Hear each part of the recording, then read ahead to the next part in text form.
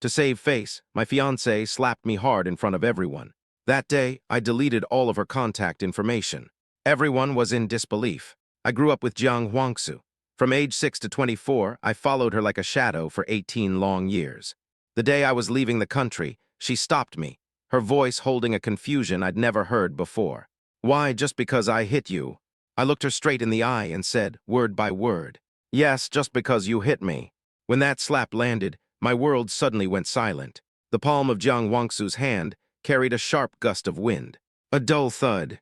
My head snapped to the side. A metallic tang filled my mouth, and my eardrums buzzed as if 1,000 bees were beating their wings inside my skull. I staggered, steadying myself against the office desk, my fingertips trembling. My left cheek was numb at first, then it burned with a searing pain, as if branded by a hot iron. When I looked up, I saw Jiang Huangsu's hand still suspended in mid-air, her knuckles white. My childhood sweetheart, my fiancée, was at this moment defending her male secretary by slapping me in public. Jiang Huangsu realized what she had done. Her expression froze for a second, but it was quickly replaced by anger and impatience. "Yu Yang, can you stop making a scene?" Someone in the office let out a low snicker. Most remained silent, watching the drama unfold. Joe Jinglin's chestnut brown hair shimmered like honey under the lights. He leaned against Jiang Huangsu's side, a smirk playing on his lips. "Huangsu, don't be so fierce. Look, you've scared him. Your little big brother is about to cry." Hearing this, Jiang Huangsu's jaw tightened, the anger in her eyes unabated. "Yu Yang, this is the company, not your home. Why are you making such a big deal out of nothing? A grown man crying. I really can't stand you anymore." Her voice was laced with ice, and waves of muffled laughter echoed through the office. I touched the corner of my mouth, feeling something wet. I couldn't tell if it was blood or tears. For 18 years, I had seen all of her tempers, but I never knew she could hit so hard. A mixture of shame, grievance, and resentment washed over me. I dug my nails deep into my palms. Jiang Huangsu wanted to say more, but I didn't want to listen anymore. As I grabbed my phone and rushed out the glass door, I heard whispers behind me. My God, if I were him, I'd be too ashamed to ever show my face in this company again. I didn't know where to go, but I didn't want to be at work. Even less did I want to stay and face that crowd in the office. The truth is, Jiang Huangsu had always been impatient with me, but this was the first time she had ever hit me. Not only that, it was the first time in my entire life that I had been slapped. When I moved into my new home at the age of 6, Jiang Huangsu was squatting in the hallway, playing with a Barbie doll. Sunlight slanted in from the window at the end of the corridor, stretching her shadow long, so long it just touched the tips of my toes. We lived next door to each other, our two families sharing a small garden. My mom always said that Jiang Huangsu and I were two little saplings that grew up door to door, destined to walk side by side in the future. It was just that her tree, from a young age, grew with more vitality than mine. So all these years, I was the one always chasing after her. But we did have our innocent, carefree times. The winter of 2nd grade was especially cold. Chen Lin, who sat behind me, kept poking me with a pencil during class. When I turned around, she kissed me. I heard a burst of harsh laughter from the classroom. I ended up crying, and the teacher tried to smooth things over, saying, "It's because you're good-looking that girls want to kiss you. She just wants to play with you, so stop crying." Those words were more nauseating than her kiss. I cried all the way home from school that day. When Uncle Jiang found out, he called over his daughter, who was doing her homework. "Huangsu, go check on your brother Yu Yang's class tomorrow."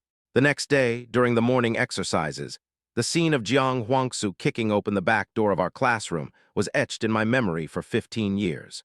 She pounced on Chen Lin like a little leopard, her fist slamming onto the desk with a dull thud. "Listen up," she said, grabbing Chen Lin's pigtails, her voice still carrying the lilt of a child. "Yu Yang is my brother. If you dare bully him again, I'll come here and beat you up every day." As she left, she smiled and patted my head reassuringly. From then on, I became the little tail that Jiang Huangsu couldn't shake. In middle school, after playing tennis, she always wanted to get ice cream with her teammates. I would just squat by the court, hugging my school bag until the setting sun stretched our shadows long. She would grab me, grumbling, "Yu Yang, are you made of super glue?" But she would still break her strawberry popsicle in half and give me a piece. She really did hate people saying she had a tag-along everywhere she went. Once while shopping, her best friend teased, "Huangsu, you brought your little boyfriend along." She got so angry she threw her entire milk tea into the sewer. But the next day, when I had a fever and didn't go to school, she skipped class and climbed the wall to my house. She threw little paper notes through my window, covered in crookedly written jokes. In high school, I caught Jiang Huangsu secretly looking at me countless times. When I was chewing on my pen solving a math problem, when my bangs danced in the wind, even when I was taking a short nap on my desk. Her gaze was like a cicada's wing in summer, brushing past lightly before quickly flying away. Little sister Huangsu, I suddenly turned my head, catching her gaze before she had time to look away. How do you solve this problem? Her pen clattered onto the desk. The morning light shone through the window, making her flushed earlobes almost transparent. She fumbled to pick up her pen, the tips of her hair brushing against the back of my hand.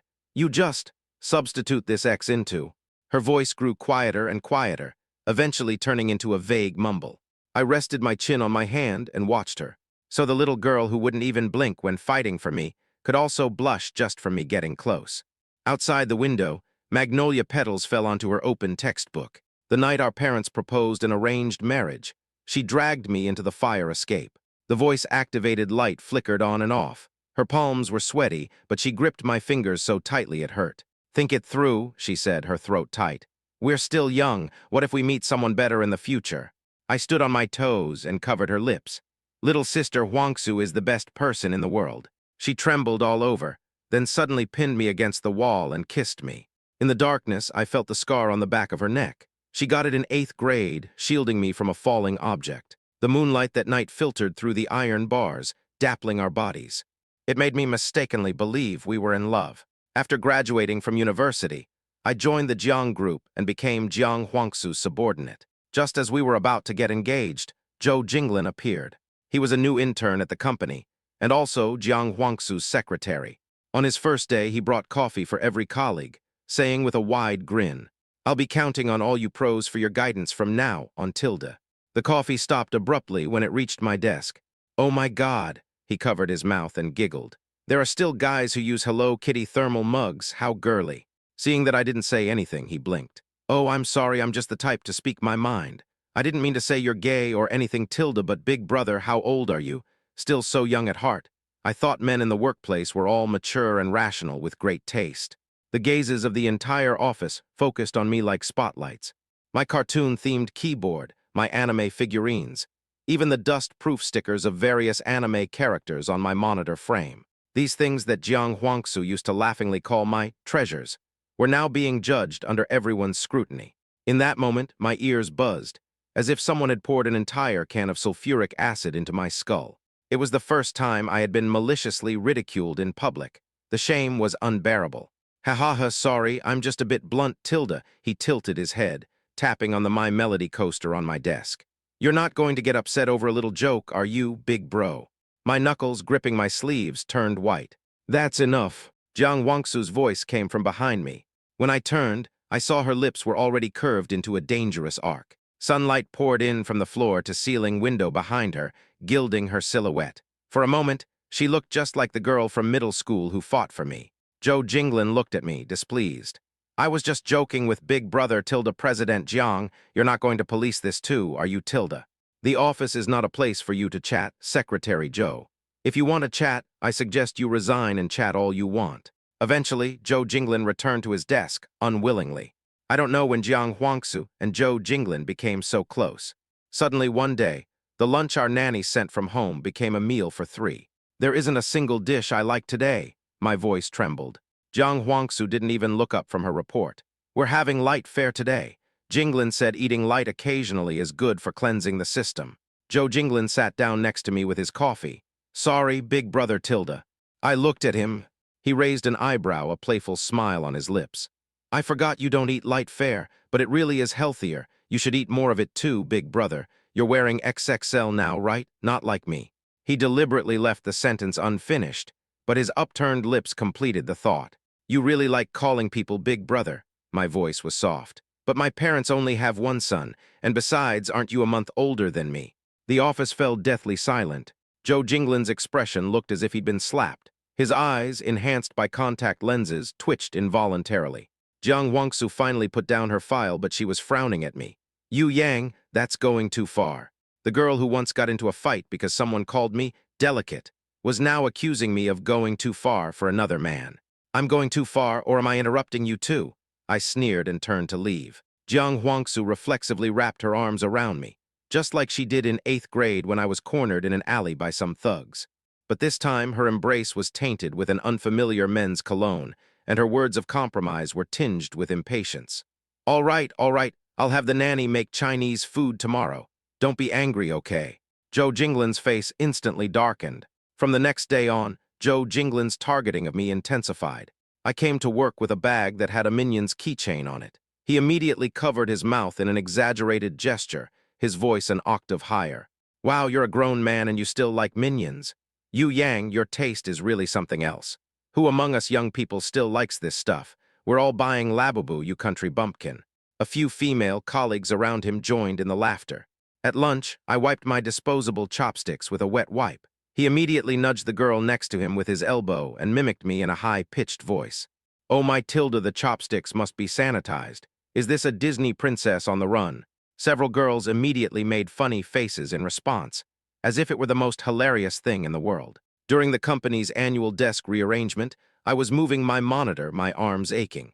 I had just paused to catch my breath. Joe Jinglin immediately shot up, slapping the table and shouting like a street performer. Look, everyone, the Disney princess on the run can't move it. Are there any knights willing to be a hero and save the damsel in distress?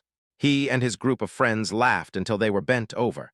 Some even brazenly took photos and videos. At first, Jiang Huangsu would frown and mutter, "All right, don't go too far." But Joe Jinglin could always wheedle his way out with a smile.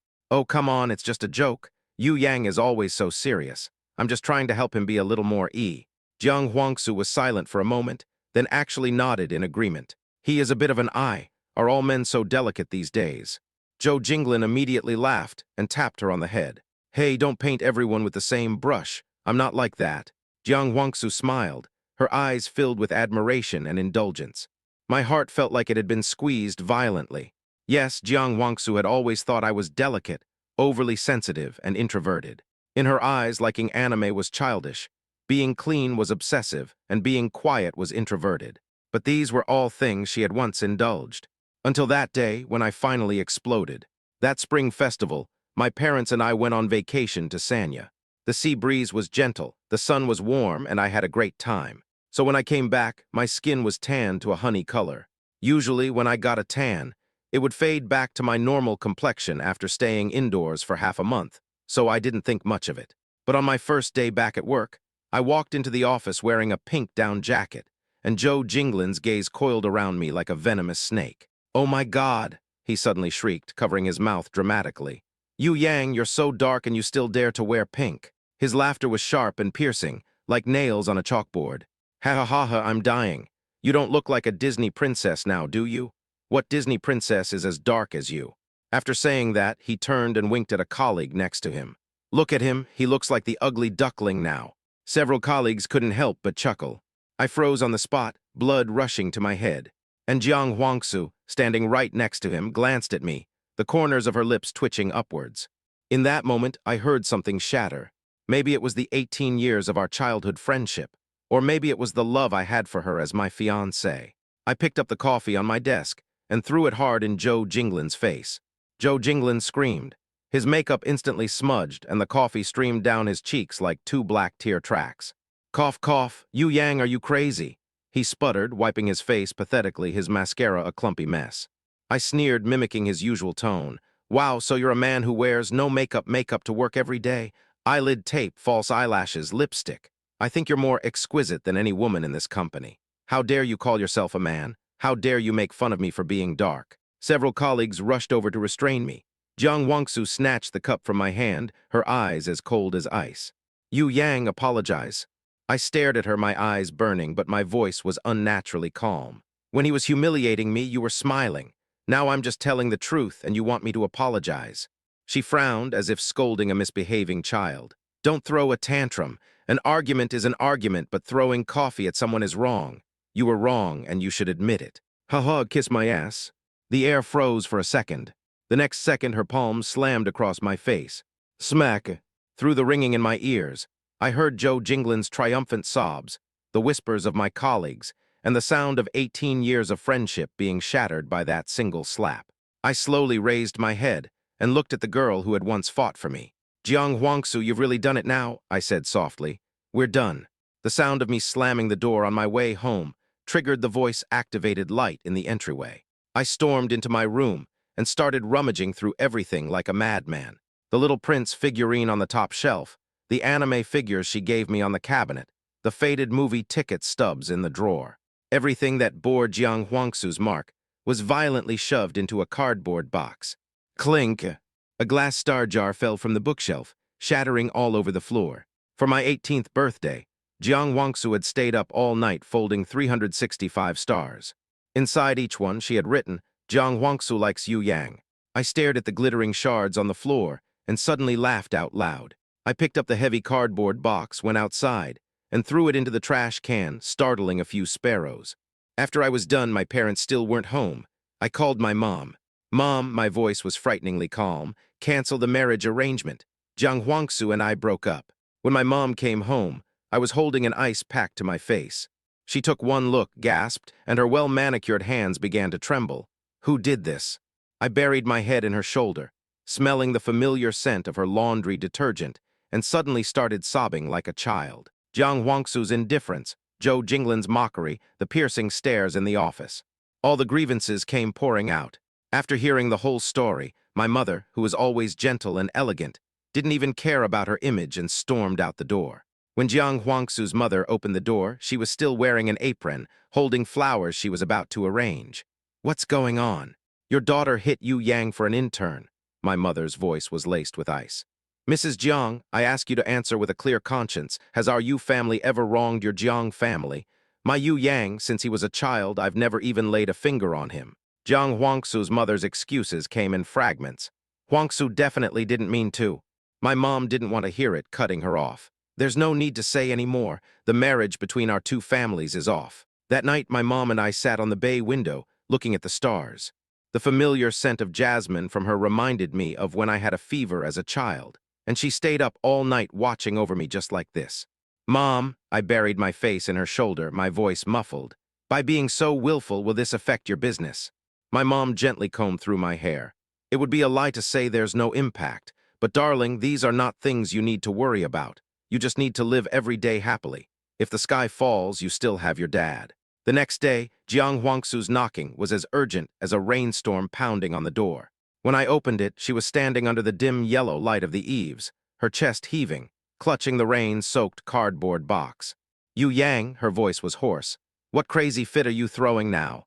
I silently tilted my face up, letting her see the ugly handprint on my left cheek. After a night, the slap she had given me looked even worse. The bruise had spread under the skin, 5-finger marks a shade of purple, like a brand of shame on my skin. Jiang Huangsu's pupils contracted sharply. "You, how could?" She reached out, her fingertips pausing just before they touched my cheek. "I didn't use that much force." I sneered and dodged her touch. There was a time when even a paper cut would have me holding it up to her, pouting and saying, "Little sister Huangsu, it hurts." Back then, she would always call me a crybaby, while carefully putting a band-aid on for me. But it was also her who had slapped me with her own hand. Jiang Huangsu had never seen me so cold, and for a moment she was in disbelief. "I'm sorry, I didn't mean to, Yu Yang. It's just that you were bullying an intern at the company, and I got angry for a moment." I cut her off. "Since you're here, I'll tell you. From today on, we are broken up. The marriage arrangement between the Yu and Jiang families is also canceled. Jiang Huangsu, from now on, please act like you don't know me. If we meet on the street, don't approach me, and especially don't come knocking on my door like you did today." Her pupils constricted violently, as if she had been stabbed. The night seeped in through the space between us, coating her silhouette in a cold, blue light. "Get lost," I said, leaning against the doorframe, my voice very soft. "Jiang Huangsu." Jiang Huangsu looked at me, utterly bewildered. "Is it because I protected Zhou Jinglin or because I slapped you?" Her eyes swirled with emotions I couldn't decipher.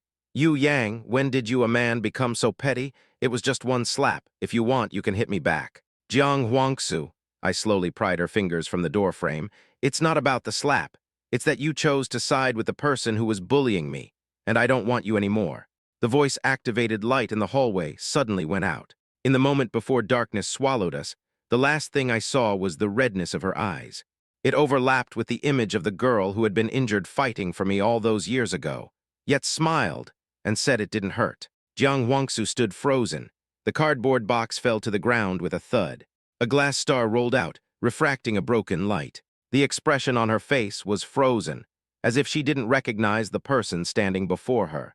Jiang Huangsu had seen me cry, seen me laugh, seen me act spoiled and playful, but she had never seen me like this. As cold as a block of ice, with a chill that even laced my gaze. I didn't mean to, Yu Yang. Her Adam's apple bobbed, her voice raspy. I just lost my head in the heat of the moment. I shook my head. I don't want to hear it. The night wind blew in from the hallway window, scattering my final words. Jiang Huangsu, don't come looking for me again. Jiang Huangsu suddenly grabbed my wrist, her grip so tight it felt like it could crush my bones. Her eyes were frighteningly red, like a cornered, enraged beast. Is it really that serious? She gritted out. Over one slap you're going to erase 20 years of history. Yu Yang, can't you a man be less petty? I quietly watched her rage, suddenly remembering how in 9th grade, when a female classmate was harassing me, Jiang Huangsu had coldly beaten her until she begged for mercy. Now she wore that same expression, but it was to condemn me. Yes, it is Jiang Huangsu. What if I say it is? Please leave. Don't push your luck when I'm trying to be civil, I replied. Jiang Huangsu suddenly laughed. Fine, very fine. She let go of my hand. Break up then. Yu Yang, you've got guts. I hope you don't come back crying and begging me. As she turned to leave, she knocked over a potted plant in the hallway. The sound of the pot shattering startled the voice-activated lights in the garden. I stood in the flickering light, watching her back disappear around the corner of the garden. It was like watching the little girl from my childhood, who fought for me, disappear completely into the river of time. The click of a lock came from next door. Uncle Jiang was standing at his door. He saw me, opened his mouth, but in the end just let out a soft sigh. That night I had a dream. I dreamt of the 18-year-old Jiang Huangsu shouting under a starry sky. Yu Yang, we'll be together forever and ever. The next day at work, the gossip in the company coffee room spread like wildfire. Apparently, Jiang Huangsu and Zhou Jinglin were officially dating. As I walked by with my Americano, I saw Jiang Huangsu on her tiptoes adjusting Zhou Jinglin's tie. The new cherry red nail polish on her fingertips was glaringly bright in the morning sun. Huangsu Tilda, his voice was triumphant. Let's go to my favorite Japanese restaurant tonight to celebrate our first day together, okay? Jiang Huangsu's gaze went over his shoulder and suddenly met mine. She subconsciously started to step back, but Zhou Jinglin hooked an arm around her neck. He followed her gaze, turned his head, and gave me a victor's smile. Back at my desk, the private group chat was exploding. I heard Zhou Jinglin came in Miss Jiang's car this morning. I saw a hickey on her neck. Director Yu, are you okay? I closed the chat window, remembering last month's department dinner. Zhou Jinglin had held up a glass of sake and said, I hate being around men the most. They're smelly and they love to drink and smoke. So gross. At the time, he was practically draped over the back of Jiang Huangsu's chair. It's so much better hanging out with girls. Girls don't swear like those men, and you can say whatever you want, Tilda. As soon as he finished, the male colleagues exchanged knowing glances. The very next morning, Zhou Jinglin posted a pitiful message on his social media. Got ostracized by my male colleagues again, crying emoji. I guess telling the truth really gets you excluded, Tilda. The accompanying picture was of a green Rolex Submariner that Jiang Huangsu had bought to console him. That evening after work, I was curled up on the sofa, complaining to my parents. My mom was arranging flowers. Hearing my words, she snipped the thorns off a rose. I've seen plenty of people like him, sweetie. Don't get too close to him or you might get hurt. Auntie, it's not very nice to talk about people behind their backs like this. Jiang Huangsu's voice came from the entryway. She was carrying a basket of lychees that Uncle Jiang had asked her to deliver, but her eyes were as cold as ice. The living room fell silent, the only sound the snip of scissors cutting through a flower stem. Thinking back now, perhaps from that moment on, her image of me had become that of a narrow-minded petty man. And Zhou Jinglin in her heart was her genuine and unpretentious ideal. It was only later that I heard the gossip from other colleagues. Apparently, at some point, she and Zhou Jinglin had already established a deep friendship. Zhou Jinglin was good at making PowerPoint presentations, and they were indeed beautiful. The animations were smooth, the layout was exquisite, and he could even make the data visualizations that gave Jiang Huangsu the biggest headaches look clear and understandable. When I used to help her revise proposals, I couldn't help but nag. The logic here is wrong. That color scheme is too jarring. Zhou Jinglin wouldn't. He would just prop his chin on his hand, lean close to the screen, his hair brushing almost imperceptibly against Jiang Huangsu's arm. Huangsu Tilda, I made this bar chart dynamic for you. Praise me quick. The slight blush on the tips of Jiang Huangsu's ears was exactly like her reaction back then, when I suddenly kissed her cheek. It was even more obvious during team-building activities. The last team-building event was a trip to a hot spring. Like most of the male colleagues, I had always kept my distance from such activities. But Zhou Jinglin's massage skills drew cheers from all the female colleagues.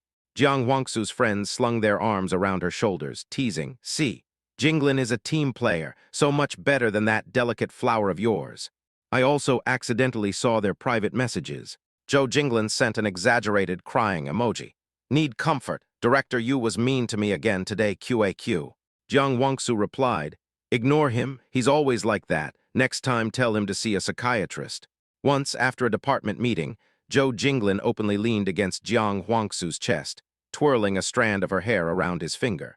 "We're in a proper relationship, Tilda, not like some people, who only got engaged by clinging on because they were childhood friends, right?" He suddenly looked at me. "Ah, Yu Yang, you don't think I'm talking about you, do you?"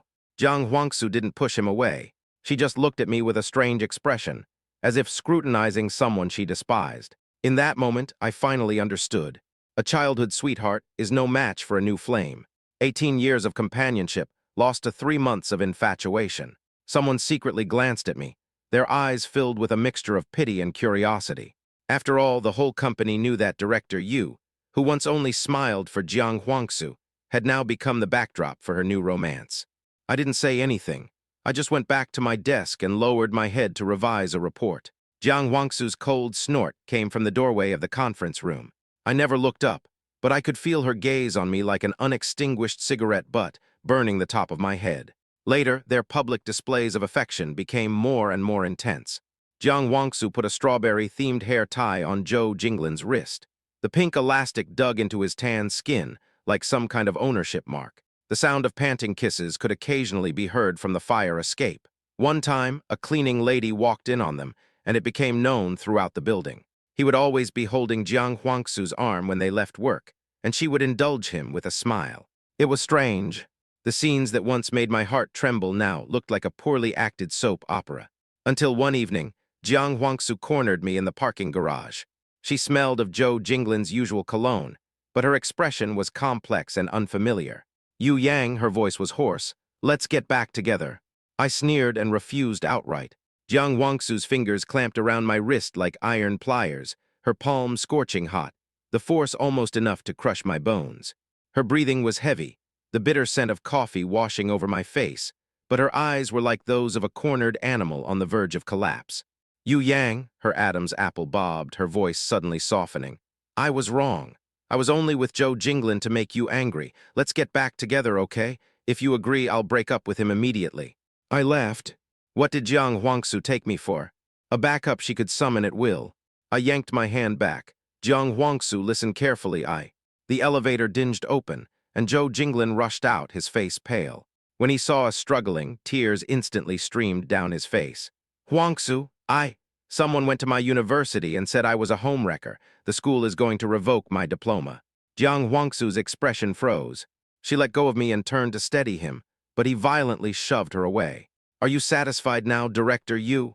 Zhou Jinglin cried, pointing a finger at me. "Was it you?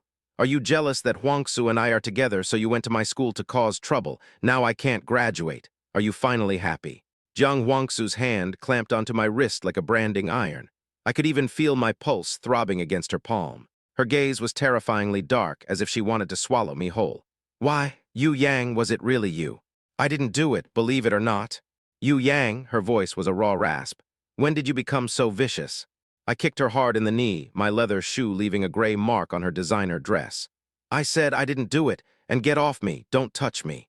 Just as Jiang Huangsu cried out in pain and reached for me again, a slender, fair hand suddenly intervened. The hand, delicate and pale, seemed to rest casually on Jiang Huangsu's wrist, but it made her face change instantly. "Ma'am," a clear, cool voice said with an undeniable pressure, "forcing someone is not something you should be doing." I looked up sharply and met a pair of smiling, almond-shaped eyes. Shang Shiyuan.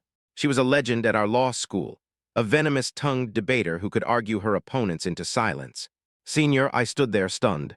We hadn't had any contact since the university debate finals 3 years ago. I never expected to see her again in a situation like this. Shang Shiyuan's lips curved slightly. She suddenly leaned close to my ear. Junior, play along. The moment her warm breath brushed against my earlobe, her hand tightened. Jiang Huangsu grunted and released her grip. Before Jiang Huangsu could react, I got in my car and drove away. Through the rearview mirror, the last thing I saw was Shang Shiyuan standing in front of Jiang Huangsu, one hand arranging her hair, looking both regal and dangerous. Like a snow leopard guarding its territory. The next day was a team building event, and I wasn't feeling well. The sun was blindingly harsh. I was walking at the back of the group, cold sweat already soaking through my shirt. By the time black spots started appearing at the edges of my vision, I knew something was wrong. The moment my knees hit the gravel path, I heard a chorus of gasps. Yu Yang. A familiar scent washed over me. Jiang Huangsu's arm was wrapped around my waist, the force so strong it felt like it could break my ribs. Her fingertips were trembling, but her voice was deliberately calm. Low blood sugar, you skipped breakfast again, didn't you? The circle of colleagues around us suddenly fell silent. Joe Jinglin stood 3 steps away, his nails digging so deep into a water bottle that the sound of the plastic twisting was jarringly loud. Let go, I pushed against her chest, struggling. The heartbeat beneath the fabric was fast and heavy. I can manage, let go. Jiang Huangsu's eyes suddenly turned red. Do you have to be like this? Her voice was extremely low. Even if you hate me, don't gamble with your own health. The sound of hurried footsteps approached from a distance. The accompanying medical staff pushed through the crowd, holding a torn packet of glucose powder. A colleague I was close with knelt down and held it to my lips, then turned to Jiang Huangsu with a raised eyebrow. President Jiang, I think your boyfriend needs you more. Following his gaze, everyone finally noticed Joe Jinglin standing nearby, his face a sickly shade of green and white. Jiang Huangsu froze, her arms finally losing their strength. I took the glucose and drank it all down. As the liquid slid down my throat, I suddenly remembered a basketball game when I was 16. Jiang Huangsu had run across half the sports field just like this, to stuff a strawberry candy into my mouth when my blood sugar dropped. The team building event ended with a colleague from HR escorting me home. When my mom saw my scraped knee, she was frantic and insisted on taking me to the hospital for a checkup. I couldn't argue with her, so we went to the nearest general hospital in the evening. The waiting area was empty, except for a single figure sitting in the corner. Junior. Shang Shiyuan looked up, her eyes shining brightly under the pale lights. Her knee was wrapped in thick gauze, and dark red blood had already soaked through to the outermost layer, like a plum blossom blooming in the snow. What happened to you? I frowned instinctively. She followed my gaze down and suddenly laughed. It's nothing, just a small car accident. Her tone was so casual, as if she were saying, I just had a cup of coffee. As a nurse pushed a medicine cart past, I heard her mutter, 8 stitches in her knee and she says it's nothing. The tips of Shang Shiyuan's ears turned red and she quickly changed the subject. You look a bit pale, low blood sugar again. Like a magician, she pulled a fruit candy from her jacket pocket. Strawberry flavored, your favorite. I felt bad refusing, so I just nodded and took it. Over the next few days, we kept running into each other at the hospital. She had regular dressing changes, and I had follow-up checkups. Sometimes, if it was raining, she would hold an umbrella and limp alongside me to the parking lot. It was strange. This person, who had once cornered her opponents on the debate stage until they were speechless, was unbelievably gentle in private. The sunlight in the hospital corridor was particularly beautiful that day. Shang Shiyuan was sitting on the examination bed in the dressing room, the tips of her ears bright red. Junior, she unconsciously picked at the threads of the gauze on her knee. I think. We're a good match. We're both single. What do you think about considering me? The checkup report in my hand fell to the floor with a clatter. Sorry, You don't have to answer now. She bent down to pick up the report, not even wincing when the movement pulled at her wound. I have plenty of time and patience. A week later, Shang Shiyuan started appearing downstairs at my company. On Monday, she brought a bouquet of dewy pink tulips, saying she passed a flower shop and thought they would suit me. On Wednesday, she brought a limited edition strawberry cake, claiming it was a buy one, get one free, and it would be a waste not to eat it. On Friday, she even bought milk tea for all my colleagues. The most ridiculous part was that my desk mate actually offered her his seat and winked at me. Director Yu, Ms. Shang said she's here to discuss business. We all get it, Tilda. The gossip in the break room grew more and more outrageous. During lunch break, a good colleague cornered me in the restroom. I heard Shang Shiyuan is pursuing you. Is it true? No, it's not. Liar, he shook my shoulders. She brought you a bouquet of flowers yesterday, roses. The whole office saw it. Outside the glass door, Shang Shiyun was bending over, tidying up my desk. The roses they were talking about were sitting right there. The gossip in the break room was in full swing. He suddenly lowered his voice and leaned in close. Seriously, Senior Shang's figure, isn't it amazing? He gestured in the air with his fingers. I heard she's never been in a relationship. You should just give in to her, man. I chewed on my straw, my mind suddenly flashing back to a summer afternoon when she confessed to me. I guess so, I said subconsciously, but I haven't said yes yet. Ah, you Yang, you punk, what are you being so coy for? Just say yes already. He suddenly shrieked, and I scrambled to cover his mouth. Just then, the sound of shattering glass echoed from the office area. Jiang Huangsu was standing in the middle of a pile of shards, blood dripping from her fingertips, blooming like dark red flowers on a document. Zhou Jinglin was holding a tissue, about to wipe it, but she violently flung his hand away. Don't touch me. Her voice was terrifyingly hoarse, but her eyes were locked on me. Sunlight slanted in from the floor to ceiling window, making her face deathly pale. Her expression was like someone who had just witnessed the world collapsing. Shang Shiyun appeared behind me at some point, her warm palm resting gently on my shoulder. Junior, I've booked dinner. Let's go eat together after work. Her voice was just loud enough for the entire office to hear. Jiang Huangsu suddenly bent down to pick up the glass shards, oblivious to them cutting into her palm. Blood trickled down her watch strap, leaving a winding red line on the beige carpet. The entire office was silent. Jiang Huangsu's hand was still bleeding, the bright red drops tapping out a tiny rhythm on the floor. Finally, she walked up to me, her gaze stubbornly locked on my face, like a gambler betting their final chip. You Yang, her voice was a wreck, I'm hurt. Can you give me a band-aid? I subconsciously glanced at my bag. I did always keep band-aids in there, cartoon-patterned, waterproof, medicated. It had been a habit since middle school, because Jiang Huangsu was always getting scraped and bruised. I don't have any, I heard myself say. Jiang Huangsu's pupils contracted sharply. She suddenly grabbed my wrist, her blood-stained fingertips leaving a glaring red mark on my sleeve. But you always. President Jiang, Shang Shiyun stepped between us, dangling a newly opened medical dressing from her fingers. Use this. I got it out for you. She glanced meaningfully at Jiang Huangsu's bloody palm. I'm afraid it might not be enough. Jiang Huangsu staggered back half a step. She looked down at her blood-stained hand and suddenly laughed. The sound was worse than crying. You Yang, you're so cruel. Zhou Jinglin rushed over to grab her. Huangsu, I'll take you to the hospital, let's go. Get lost, she shook off his hand. Jiang Huangsu's blood was still dripping, pooling into a small, glaring red puddle on the floor. I remembered a rainy day in 6th grade, when Jiang Huangsu beat up a girl who was harassing me until her nose was bloody. On the way home, she swung her bruised wrist and said with a grin, You Yang, you look so ugly when you cry. But she secretly hid her blood-stained school uniform sleeve behind her back. Later, that girl got some thugs to retaliate. They pushed her out of a second-story window. When I found her, she was sitting in a pile of broken glass, clumsily trying to hide the wounds on her arm. Stop crying. It doesn't hurt, it's just like a cat scratch. But blood kept seeping from between her fingers, soaking her uniform sleeve so much you could wring it out. That night, I ran to 3 different pharmacies and bought a whole box of cartoon band-aids. The next day, when I forcibly rolled up her sleeve, the tips of her ears were bleeding red. You Yang, have you no shame? But she still obediently let me cover her battered arm with pink kitten band-aids. And then what happened? Then Zhou Jinglin, in his Italian handmade leather shoes, walked past my desk and deliberately knocked my bag over. When the Hello Kitty band-aids scattered all over the floor, he laughed hysterically. Oh my God, Director Yu, are you still in elementary school?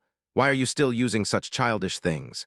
And Jiang Huangsu was standing right behind him, a faint smile playing on her lips. I don't have any band-aids, I said, looking into Jiang Huangsu's eyes. I stopped carrying them a long time ago. Jiang Huangsu suddenly began to tremble violently. Her blood-stained hand reached out futilely, as if trying to grasp us in some long-gone summer evening.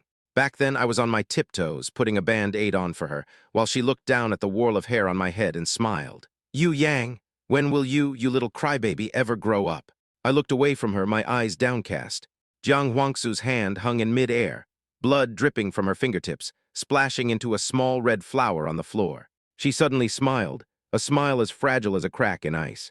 Fine, a single syllable, yet it seemed to drain all the strength from her body. She pulled her hand back, As she turned, she stumbled, leaving a blurry, bloody handprint on the glass door.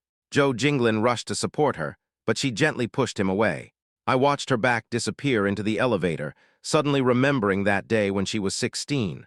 Her back looked just like this after she fought for me. Back then, the setting sun stretched her shadow long, so long it could cover all of me.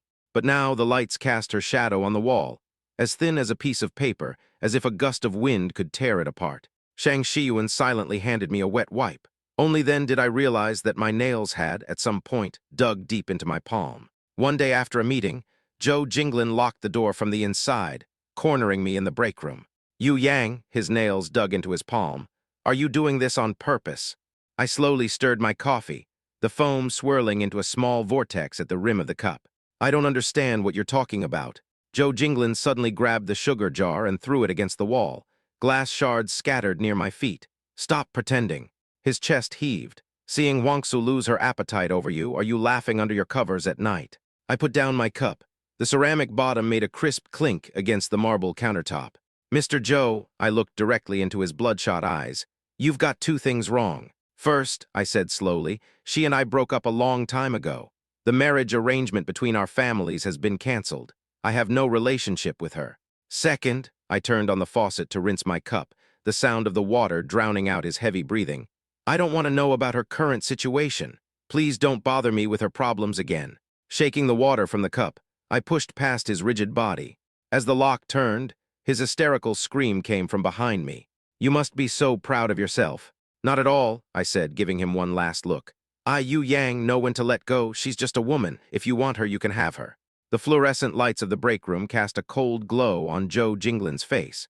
His carefully drawn eyeliner was slightly smudged from his agitation, making him look like a pathetic stray cat.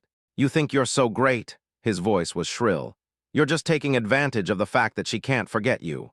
"Joe Jinglin," I interrupted him, "do you know the difference between a person and an animal?" He froze. "An animal that gets hit will wag its tail and beg for forgiveness," I said, pushing back my chair and standing up. "But a person won't. A person will hit back. From the day she slapped me, we were over." He suddenly grabbed my wrist, his acrylic nails digging into my skin. "Stop acting so high and mighty. What does a spoiled young master like you know?" I pried his fingers off one by one, watching his new crystal nails tremble. "Of course I know. For example, I know Jiang Huangsu sent you here to test me. And I know even better," I leaned close to his ear and whispered, "that you must be feeling pretty terrible right now, right?" He stiffened. I smiled. "Being sent by your girlfriend to test her ex-boyfriend's feelings must be awkward, right? But don't worry. When I say we're broken up, I mean it. Yu Yang never go back for seconds. Go back and tell Jiang Huangsu I'll say it again. I'm serious. There is absolutely no possibility for us anymore." Joe Jinglin's expression was a complex mix of shame and humiliation at being exposed, and also confusion. As I left, his voice followed me, tinged with a faint unwillingness to accept it. "Yu Yang, is it just because she hit you?" "Yes, just because she hit me." I answered again, with the same answer as before. That night, I received a call from an unknown number. Without thinking much of it, I answered. The breathing on the other end of the line suddenly became very faint, so faint I almost thought the signal had dropped. "Yu Yang," Jiang Huangsu's voice was like it had been sanded down. "I'm sorry, I read your diary." I gripped my phone, my knuckles turning white. The pink satin diary she was talking about was something she had run all over the city to buy for my 10th birthday. At the time, her forehead was still beaded with sweat, but she had lifted her chin proudly. "Yu Yang, from now on, you have to write all your secrets in here. We'll read it together when we're old." "So," I heard myself sneer, "what are you trying to say now?" The sound of rustling paper came through the phone. Jiang Huangsu's voice suddenly choked up. "Page 217. You wrote that on the day I propose, you would show me the diary on our wedding night." The neon lights outside the window suddenly blurred into a smear. I wiped my eyes hard, only to find my palm was wet. "Jiang Huangsu," I took a deep breath, "do you know what's written on the last page?" Silence on the other end. "It says," I enunciated each word, "I threw the diary away today. Goodbye to my 18 years of love." I heard the frantic rustling of paper, as if Jiang Huangsu was desperately flipping through the diary. "I'm sorry," her voice trembled. "Yu Yang." I looked at the snow falling outside my window. "That's enough." I cut her off softly. "Do you see what date is written on the last page of the diary?"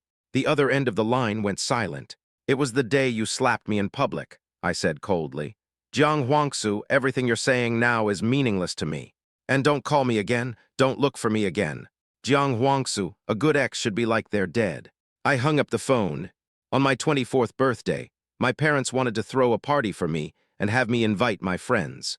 I didn't want to invite Jiang Huangsu, but thinking of how kind Uncle and Auntie Jiang were to me when I was a child, I sent her an invitation just like everyone else. Shang Xiyuan also shamelessly got an invitation from me. On the day of the party, when Jiang Huangsu entered with Zhou Jinglin, I was pouring tea for Uncle Jiang. Yu Yang has grown up.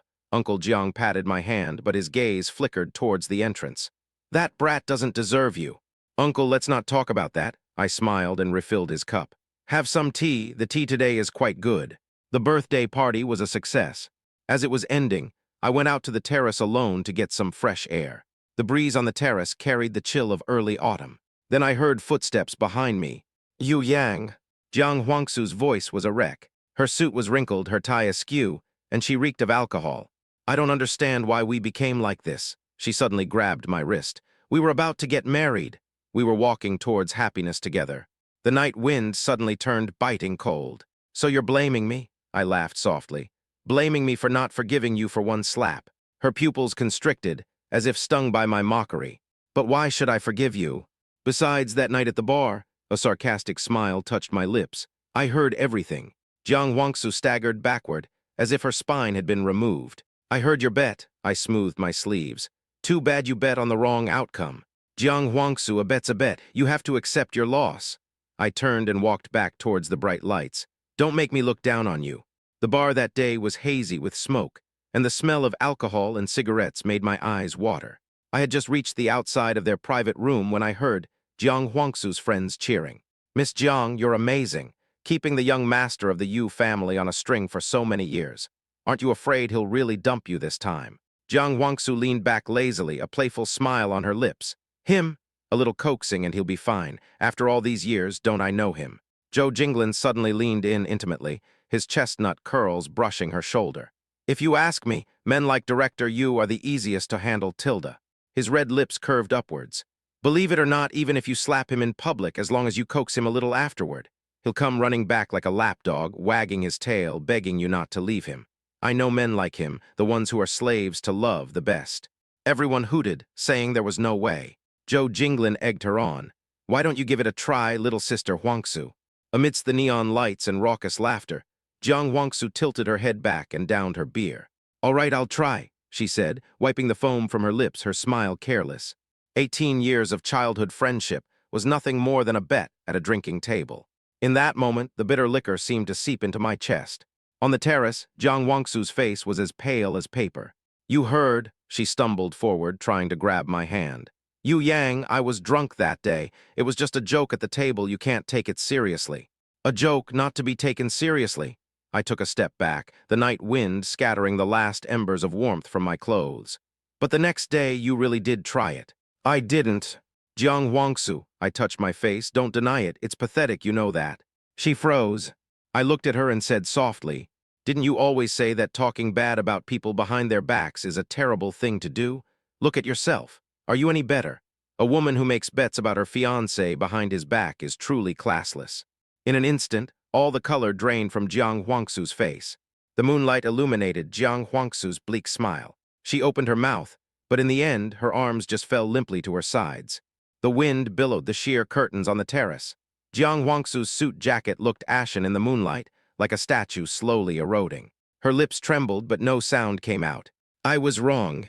Actually, at that moment, I wanted to know what you were thinking.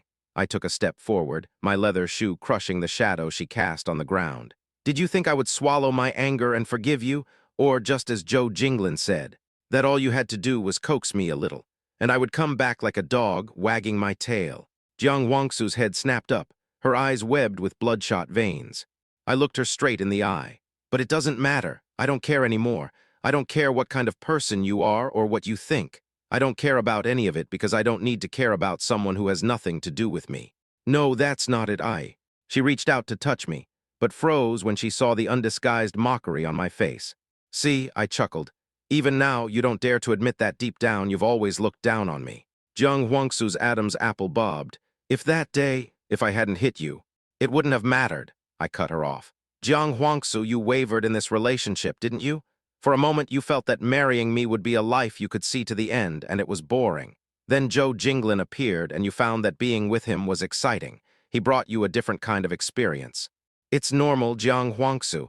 You liked me because we were childhood sweethearts and our families were a good match. But in the end, you didn't love me. Or rather, you didn't love me enough. You thought I was handsome, but that didn't stop you from thinking I was boring. You felt you knew me too well that the spark was gone. But Zhou Jinglin was different. He was my complete opposite, and you were drawn to him. But Jiang Huangsu, if it wasn't Zhou Jinglin, there would have been someone else. Another young, beautiful, different from me, but equally outstanding person. It's just that you shouldn't have stepped on me to make yourself feel better. I sneered. How dare you hit me? Didn't you know that no one has ever hit me?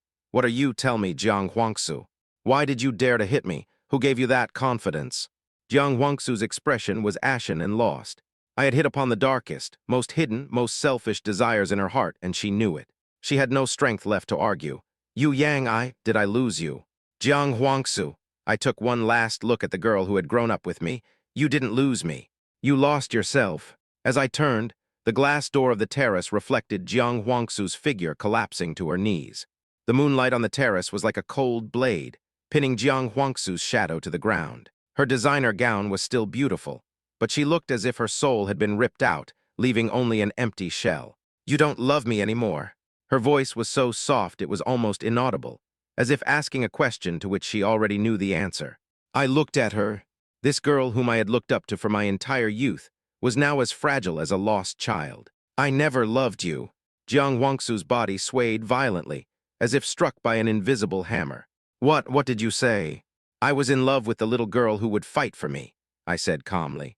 The girl who would secretly stuff a strawberry candy in my hand when my blood sugar was low. The night wind lifted my hair. In the distance, I could hear my parents' laughter. But that Jiang Huangsu died in that bed at the bar a long time ago. Tears streamed silently down Jiang Huangsu's face. She opened her mouth, but no sound came out. You know what? I took one last look at this familiar stranger. I'm so glad we never got married. As I walked back towards the warm lights, I heard a suppressed sob from behind me. The sound was quickly drowned out by the cheerful noise of the party. Just like our past, which would eventually be washed clean by time. Later, Zhou Jinglin was let go. I heard that Jiang Huangsu also broke up with him. Jiang Huangsu seemed to have become a different person. She started appearing in my line of sight every day, like a silent shadow. There would always be warm soy milk and custard buns on my desk in the morning. During lunch break, she would save the quietest corner of the cafeteria for me in advance. After work, her footsteps would follow me from 10 meters away, like a shadow. What on earth are you trying to do? I finally cornered her in the stairwell. The twilight filtering through the window traced her haggard silhouette with sharp clarity. She was still wearing the cufflinks I had given her on her suit. I had saved up 3 months of allowance to buy them for her 18th birthday. Her Adam's apple bobbed. I just want to give back what I owe you. There's no need, I cut her off. The best compensation you can give me is to stop harassing me. Jiang Huangsu, don't make me look down on you. I didn't tell anyone in advance about my decision to resign. I just treated a few close colleagues to a meal on my last day of work to say goodbye. Jiang Huangsu was the last to find out that I was going abroad for my master's degree. I don't know where she got the information, but on the day I left, she followed my car for a very, very long time. Outside the car window, the once high-spirited girl was chasing us pathetically. The plane trees on both sides of the road flew backward, and her figure in the rearview mirror grew smaller and smaller. Jiang Huangsu's white dress billowed in the wind, like a bird with a broken wing. Yu Yang. Her cries were shattered by the sound of the engine. My mom looked at me with concern. I shook my head. In the rearview mirror, the running figure grew smaller and smaller, finally disappearing behind the plane trees at the corner. As the plane took off, I opened the window shade. At 30,000 feet, the sun was just right. After that, news about Jiang Huangsu would occasionally drift into my ears.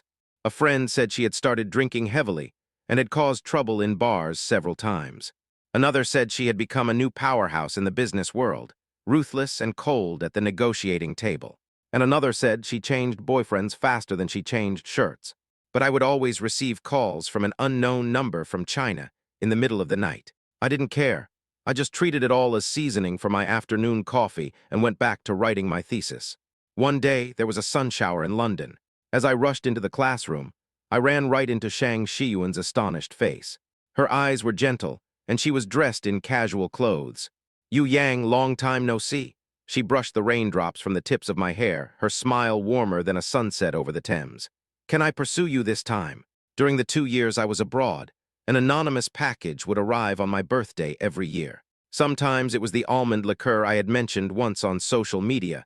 Sometimes it was an out-of-print art book I had liked on Instagram. Once, it was even a bottle of orange-scented hand cream, identical to the one I used as a child. I accepted them all but never opened them, just piled them in a corner. The rainy season in Cambridge is always long. On graduation day, Shang Shiyuan was waiting for me at the library entrance with an umbrella, her shoulders dusted with cherry blossoms. She wore a graduation pin identical to mine on her chest, her smile brighter than the sun. "Junior, how about considering dating your senior now?" I looked at her trembling fingers, let out a laugh and nodded. Later, we worked in the same office building. She would send things to my office every day, each day something new. Sometimes it was hot cocoa, sometimes a handwritten card. The most extravagant time, she even sent 999 roses. The unopened gifts in the storage room were finally discovered by Shang Shiyuan one weekend. She squatted in front of the cardboard boxes for a long time, then suddenly looked up. "Should we throw them away?" I thought for a moment and nodded. She stood up and hugged me, a faint scent of coconut milk on her. "Forget it, it's a waste to throw them away. How about we donate them to an orphanage?" A long time later, Shang Shiyuan suddenly pointed at her phone screen and exclaimed, "Look, in the last photo, the children who received the donations were holding up toys, their smiles radiant. And the gift box that had once been so carefully wrapped was now resting quietly in a child's hands, covered in innocent fingerprints. Things had found their rightful place. That was good enough. Outside, the first snowflake of the year landed on the window pane. Shang Shiyuan's kiss landed gently on the top of my head. "Happy birthday, Yu Yang." "Yes, happy birthday to me."